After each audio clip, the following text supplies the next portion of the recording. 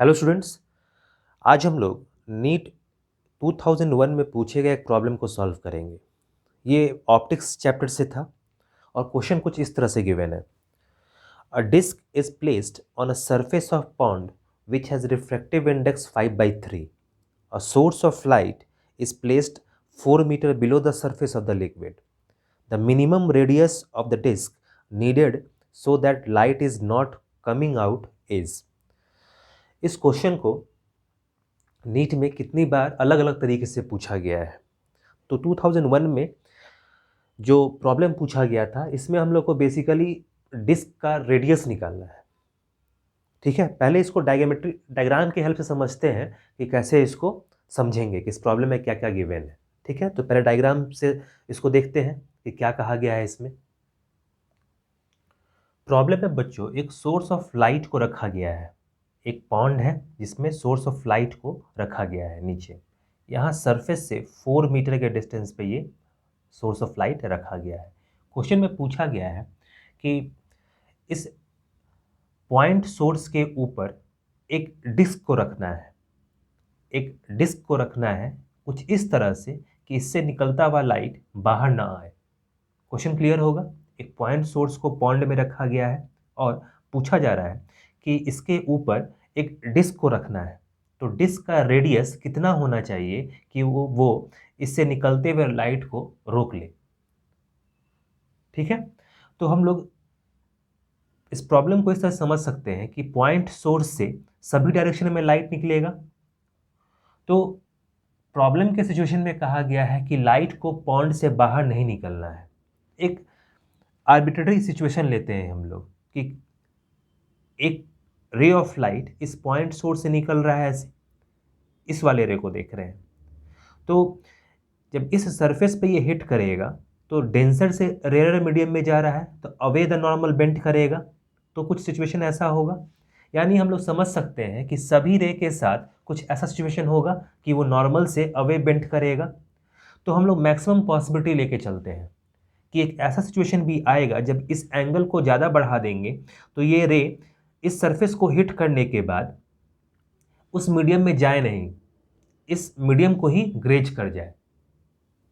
जब हम लोग टोटल इंटरनल रिफ्लेक्शन पढ़ते हैं तो उसमें यही सिचुएशन पढ़ते हैं कि एक खास एंगल के लिए जो लाइट रे होता है उसी मीडियम पे ग्रेज कर जाता है, सेकेंड मीडियम में नहीं जाता है, और वो भी डेंसर से रेयर में ही होता है पॉसिबल। तो यहाँ बाहर क्या है, एयर, और ये डेंसर मीडियम है, वाटर है। ठीक है, इसका डिफ्रेक्टिव इंडेक्स हम लोग को गिवन है। इसका diffractive index N1 equals to 5/3 given है, और एयर का कितना होता है, N2 इक्वल्स टू 1। ठीक है, तो हम लोग इस सिचुएशन को लेके चल रहे हैं कि जब पॉइंट सोर्स से ये जो लाइट रे निकल रहा है ये इस सरफेस को हिट करने के बाद इसको ग्रेस कर जाए। अब इससे फर्दर अगर थीटा एंगल से थोड़ा सा आगे बढ़ेंगे तो जो लाइट रे जो होगा वो अंदर ही रिफ्लेक्ट कर जाएगा। ठीक है, तो मिनिमम कंडीशन तो यहीं पे पॉसिबल है कि अगर थीटा अगर इस एंगल पे आ जाए तो लाइट रे क्या हो जाएगा, ग्रेस कर जाएगा। उस केस में एंगल ऑफ रिफ्लेक्शन कितना हो जाएगा, 90 डिग्री, क्योंकि डेंसर से रेयर जाते वक्त लाइट हमेशा अवे द नॉर्मल बेंड करता है। तो ये झुकता चला जाएगा, जैसे जैसे एंगल को बढ़ाएंगे ये इस लाइन के तरफ बढ़ना शुरू करेगा और एक ऐसा एंगल आएगा जब इसको ये ग्रेस कर जाएगा। तो यही सिचुएशन हम लोग को लेना है। अब हम लोग डिस्क रख सकते हैं इसके ऊपर, और वो डिस्क कैसे रखेंगे कि इसको सेंटर मान लेंगे। ये जो एक्सिस दिखाई दे रहा है इसको हम लोग सेंटर मान लेंगे डिस्क का, और ये रेडियस हो जाएगा, और इस तरह से हम लोग डिस्क अज्यूम करेंगे। इस तरह से हम लोग डिस्क 3 डायमेंशनल में अज्यूम करेंगे, जहाँ पे सेंटर डिस्क का कहाँ प्लेस करेंगे, इस एक्सिस पे, यहाँ पे, और ये इसका रेडियस हो जाएगा। क्योंकि हम लोग को डिस्क इस तरह से रखना है कि सभी लाइट को रोक ले वो, तो डिस्क को तो हम लोग ऐसे ही रखेंगे ना इसके ऊपर, ताकि वो अंतिम जो लाइट रे हम लोग एज्यूम कर रहे हैं जिसके लिए 90 डिग्री दिखाई दे रहा है वो उसके पेरीफेरी को ग्रेस करते हुए निकले। समझ में आ रहा है, यहाँ पे लास्ट एंड है डिस्क का, पेरीफेरी का, जिसको वो ग्रेस करके हुए निकलेगा तो total internal reflection condition attain होगा। ठीक है, तो हम लोग को ये आर निकालना है यहाँ से। तो आर निकालने के लिए हम लोग स्नेल्स लॉ लगा सकते हैं। जैसे अगर ये एंगल हम लोग इस एक्सिस से थीटा एंगल माने हैं तो ये भी कितना होगा, थीटा, क्योंकि दो पैरेलल लाइंस के बीच में एंगल जो बनता है वो सेम होता है, ये थीटा है तो ये भी थीटा होगा। अब हम लोग स्नेल्स लॉ लगा रहे हैं इन दो मीडियम के लिए इस पॉइंट पे, तो इस पॉइंट पर हम लिख सकते हैं कि n1, अप्लाइंग स्नेल्स लॉ क्या लिख सकते हैं, n1 मल्टीप्लाइड बाई इस मीडियम में साइन का एंगल, तो साइन थीटा। स्नेल्स लॉ क्या कहता है, product of sine theta into refractive index, ये हमेशा कांस्टेंट होता है।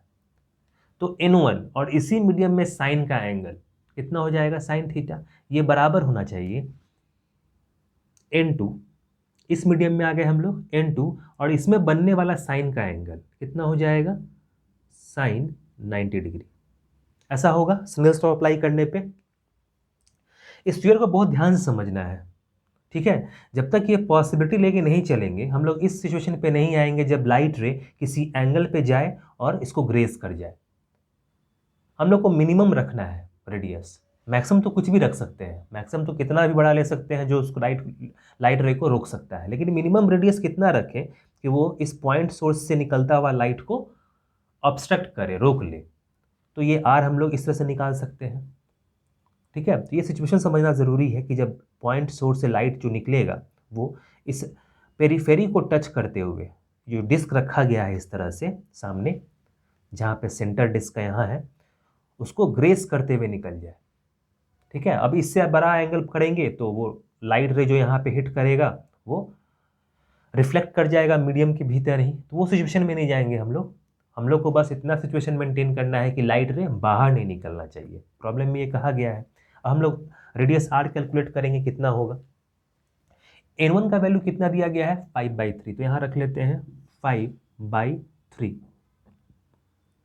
इंटू साइन थीटा अननोन है तो वैसे का वैसे ही रहने देंगे, इक्वल्स टू n2 1 है, एयर का 1 होता है, और साइन 90 भी कितना हो जाएगा 1, तो ये हो जाएगा 1।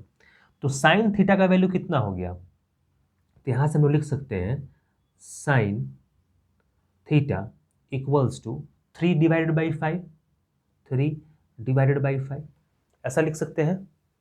अब कितनी आसानी से हम लोग कैलकुलेट कर पाए, देखो साइन थीटा इक्वल्स टू 3/5 है, तो ये परपेंडिकुलर हो गया, ये हाइपोटेनस हो गया। तो साइन थीटा के लिए परपेंडिकुलर कौन सा हो जाएगा, ये, और हाइपोटेनस क्या हो जाएगा, ये। तो हम लोग आसानी से यहाँ मेंशन कर सकते हैं कि ये जो हाइपोटेनस है 5 हो जाएगा, और ये जो रेडियस है ये कितना हो जाएगा 3। साइन थीटा क्या होता है, परपेंडिकुलर बाई हाइपोटेनस, तो परपेंडिकुलर कितना है 3 और हाइपोटेनस क्या है 5, तो रेडियस कितना हो जाएगा 3। और फर्दर कैलकुलेट करने का ज़रूरत ही नहीं है, तो ये इसका सॉल्यूशन हो जाएगा। तो अगर हम लोग डिस्क का रेडियस 3 मीटर रखें, यानी डायमीटर कितना होना चाहिए 6 मीटर का, तो वो इस तरह से अगर इसको सरफेस पे रखेंगे तो इस पॉइंट सोर्स के लाइट को ऑब्स्ट्रक्ट करेगा, लाइट निकलने ही नहीं देगा।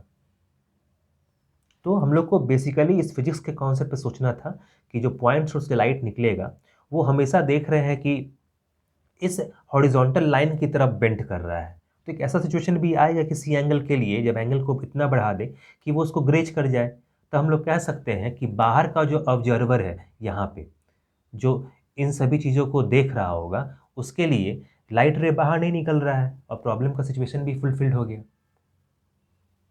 ठीक है। तो हम लोग मिनिमम सिचुएशन लेके चलेंगे जहाँ रेडियस कितना होना होगा 3 मीटर, यानी डायमीटर यहाँ पे 3 है, इधर इधर 3 है, ये डिस्टेंस जितना इधर हो रहा है सिचुएशन, इधर भी वही सिचुएशन होगा, रेप्लिकेट होगा। तो हम लोग 6 मीटर का अगर डायमीटर का अगर हम लोग ले डिस्क, तो ये इस पॉइंट सोर्स के लाइट को ऑब्स्ट्रक्ट करेगा, ठीक है, क्लियर है। तो इस तरह से हम लोग स्नेल्स लॉ को अप्लाई करते हुए बिना कोई ज़्यादा मैथमेटिकल कॉन्सेप्ट के हम लोग आसानी से सॉल्व कर पाए कि रेडियस कितना होना चाहिए 3 मीटर। कुछ फिजिक्स का प्रिंसिपल इन्वॉल्व था, कुछ मैथमेटिक्स का, तो दोनों अगर अच्छे से हम लोग लेके अच्छे थॉट के साथ आगे बढ़ेंगे कि हम लोग फिजिक्स के कॉन्सेप्ट को समझ रहे हैं, तो प्रॉब्लम निश्चित सॉल्व कर पाएंगे। और भी नीट में इस तरह का प्रॉब्लम को पूछा गया था तो वो भी इसी कॉन्सेप्ट से हम लोग सॉल्व कर सकते हैं, ठीक है। तो समझ में आया होगा किस तरह से सॉल्व करना है इसको। नेक्स्ट क्लास में हम लोग एक और नीट के प्रॉब्लम के साथ मिलेंगे और उसको सॉल्व करेंगे, ठीक है। फिर नेक्स्ट क्लास में मिलते हैं।